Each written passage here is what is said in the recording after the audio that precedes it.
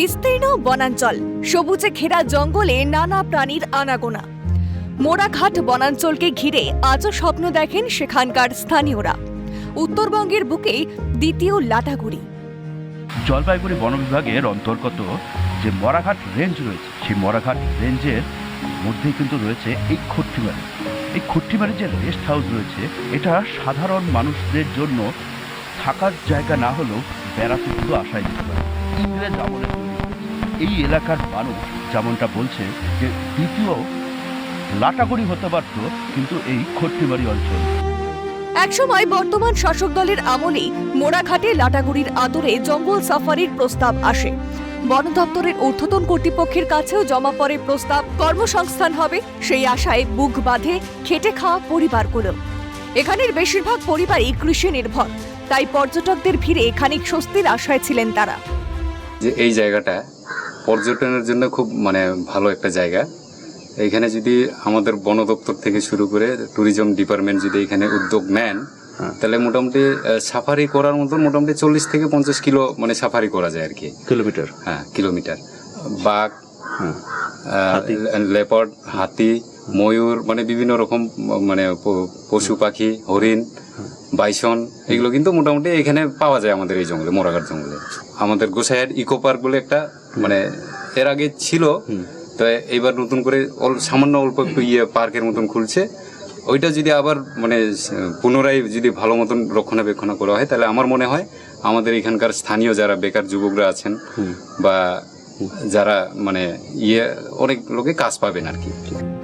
পর্যটনের বিকাশ হলে কর্মসংস্থান বাড়বে, এই ভরসায় পশ্চিমবঙ্গ সরকারের সহযোগিতায় বিকল্প আয়ের পথ হিসেবে একাধিক বনবস্তিতে গড়ে ওঠে হোমস্টেও। একদিকে পর্যটনের বিকাশ, অন্যদিকে নিয়মিত রক্ষণাবেক্ষণের আওতায় থাকবে মোড়াঘাটের বিস্তীর্ণ সবুজ।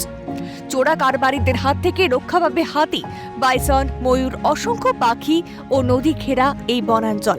বিশেষ করে লুপ্তপ্রায় রাভা জনজাতি আর্থিক সচ্ছল হওয়ার স্বপ্নে বুধ আজও। তবে হতাশ হননি, নিরাশ না হয়ে বর্তমান সরকারে আস্থা রেখেছেন তারা।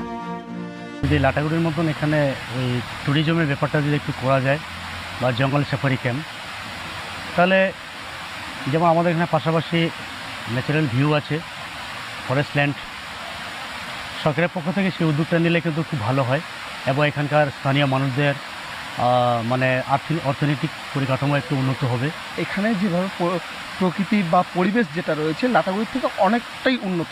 এখানে যেরকম গরুমারাতে মানুষ কি দেখতে যায়, হাতি, গন্ডার, বাইসন, হরিণ, সব কিছুই এখানে রয়েছে। প্রকৃতি প্রস্তুত রয়েছে, শুধু প্রকৃতি সামান্য কিছু যদি ধুয়ে মুছে নেওয়া যায়, সেক্ষেত্রে কিন্তু লাটাগুড়ি থেকে অনেক উন্নত মানের জায়গা এটা হতে পারে।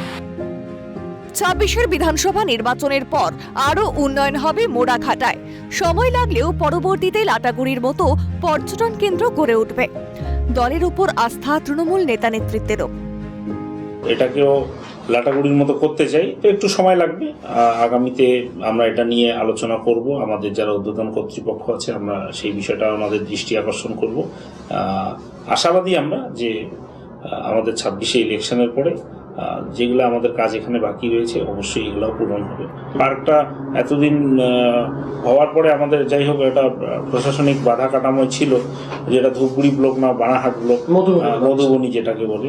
তো সেটা আগে যেহেতু টোটালটাই ধূপগুড়ি ব্লকের নিয়ন্ত্রণে ছিল, পরবর্তীতে বানাহাট ব্লক ভাগ হয়ে যাওয়ার পরে সেটা মাঝখানে একটু সমস্যা ছিল। সেটা আমরা দলীয়ভাবে সমস্ত জায়গায় আলোচনা করার পরে আমাদের যারা প্রশাসনিক লেভেলে রয়েছেন আমাদের এই ডিপার্টমেন্টে, এটাকে আমরা সলভ করতে পেরেছি এবং সেখানে অলরেডি টেন্ডারও হয়েছে, সেখানে কাজও হচ্ছে। আর আশাবাদী আমরা যে আগামীতে আমরা এটাকেও আমাদের সরকার লাটাগুড়ির মতোই একটা খুব সুন্দর পরিকাঠামো তৈরি করবে। অপেক্ষা শুধু সবুজ সংকেতের। উত্তরবঙ্গের পর্যটন মানচিত্রে মোড়াঘাট ফিরে পাবে প্রাণ। ঝিলাম দেবের রিপোর্ট, ক্যালকাটা নিউজ।